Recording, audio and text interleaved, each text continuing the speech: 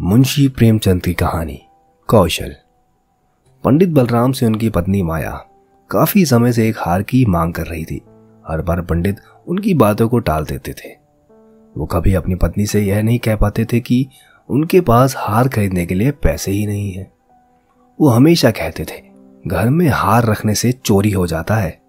ऊपर से हमेशा जौहरी हार के दाम को बढ़ाकर ही बोलता है। इन गहनों को खरीदने से किसी भी तरह का फायदा नहीं होता है। बस कुछ देर सजने संवरने के लिए काम आने वाले हार से इतनी मुसीबत आती है तो इस हार को खरीदना ही क्यों है। पंडित की पत्नी काफी भोली थी। वो हमेशा अपने पति के इन बातों में आ जाती थी, लेकिन दूसरी महिलाओं के पास गहने देखकर उसके मन को होता था कि काश मेरे पास भी ऐसा जेवर होता। वैसे पंडित थोड़ी मेहनत करते तो अपनी पत्नी के लिए एक हार खरीद सकते थे, लेकिन उन्हें सिर्फ भोजन करना और आराम करना ही पसंद था। वो अपने आलस्य के कारण पत्नी की चार बातें सुनकर भी बुरा नहीं मानते थे। एक दिन बच्चों को पढ़ाकर पंडित घर लौटे तो उन्होंने देखा कि उनकी पत्नी के गले में वही हार है जिसकी मांग वो काफी लंबे समय से कर रही थी। हार देखते ही उन्होंने पूछा, अरे इतना सुंदर हार तुम्हारे गले में कैसे आया? पत्नी ने जवाब में कहा कि यह पड़ोस में रहने वाली महिला का है। मैं उससे मिलने गई थी। उसने जब मुझे यह हार दिखाया तो मैं इसे पहन कर आ गई ताकि तुम भी इसे देख लो। मुझे बस ऐसा ही हार चाहिए। पंडित बोले, पगली, तुम किसी दूसरे का इतना महंगा हार लेकर आ गई हो। अगर चोरी हो गया तो यह बनवाना ही पड़ेगा और बदनामी होगी सो अलग। पंडित की पत्नी कुछ सुनने को तैयार नहीं थी। उसने बताया कि यह 20 तोले का हार है और मुझे भी बिल्कुल ऐसा ही जेवर चाहिए। पत्नी की जिद सुनकर पंडित को घबराहट होने लगी। तभी पत्नी बोल पड़ी, जब सारी महिलाएं ऐसा हार पहनती हैं तो मैं आखिर क्यों नहीं पहन सकती? गुस्से में पंडित बोले, सब लोग कुएं में कूदेंगे तो क्या तुम भी कूद जाओगी? ऐसा नहीं होता है। जो दूसरे करें उसे हम भी करें। फिर पंडित ने दिमाग लगाकर अपनी पत्नी को बताया कि देखो, इस हार की कीमत आने वाले समय में घट जाएगी। अगर आज इसे मैंने 1000 में भी लिया तो 1 साल बाद यह 600 रुपये में बिकेगा और फिर 5 साल बाद इसकी कीमत सिर्फ 300 रुपये ही रहेगी। यह काफी बड़ा नुकसान है। इसे सहकर मैं हार नहीं खरीद सकता।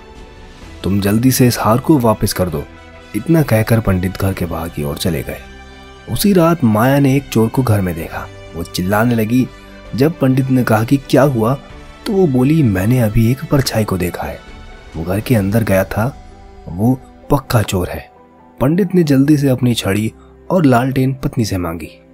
पत्नी ने कहा, मैं डर के मारे उठ नहीं पा रही हूँ। तभी बाहर से कुछ लोग आ गए। उन्होंने पंडित से पूछा, क्या हुआ? घर में चोरी हो गई है क्या?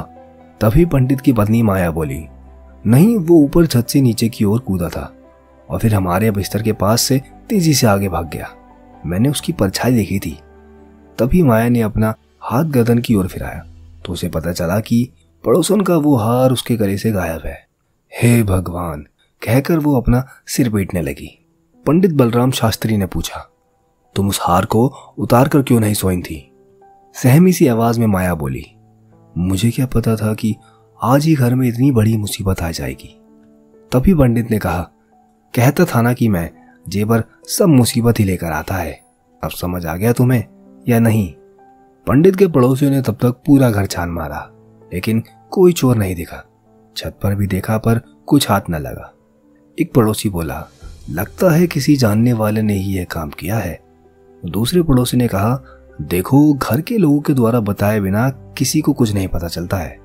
हार के अलावा और क्या चोरी हुआ है वो देखना चाहिए। पंडित की पत्नी माया बोली, सब कुछ तो सही दिख रहा है। संदूक भी बंद है और बर्तन भी सारे घर में ही है। उस चोर को पराये लोगों का सामान ही लेके जाना था। मेरा कुछ ले जाता।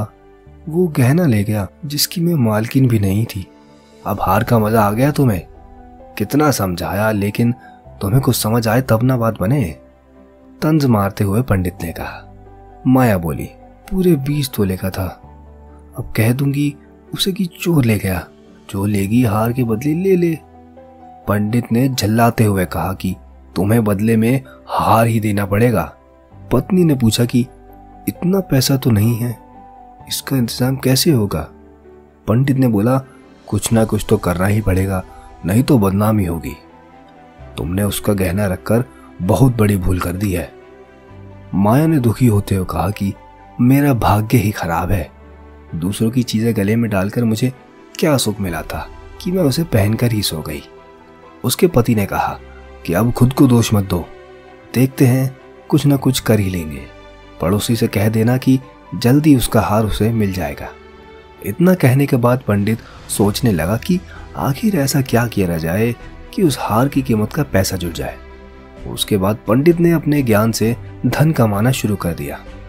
पंडित को उस हार की रकम चुकाने की इतनी चिंता थी कि उन्होंने दिन में सोना तक छोड़ दिया था। बच्चों को पाठशाला से पढ़ाने के बाद पंडित श्रीमद् भगवत की कथा करते और फिर लोगों की कुंडलियां देखते थे। इतना करते करते देर रात हो जाती थी और फिर सुबह पाठशाला के बच्चों को पढ़ाने निकल जाते थे। इस तरह दिन रात मेहनत करके उन्होंने 6 महीने में उस हार की कीमत जितना पैसा जुटा लिया।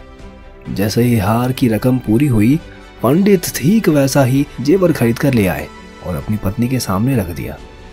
पंडित की पत्नी माया पहले तो हार को देखकर बहुत खुश हुई। फिर उसने पंडित से पूछा कि गुस्से में दे रहे हैं क्या ये हार?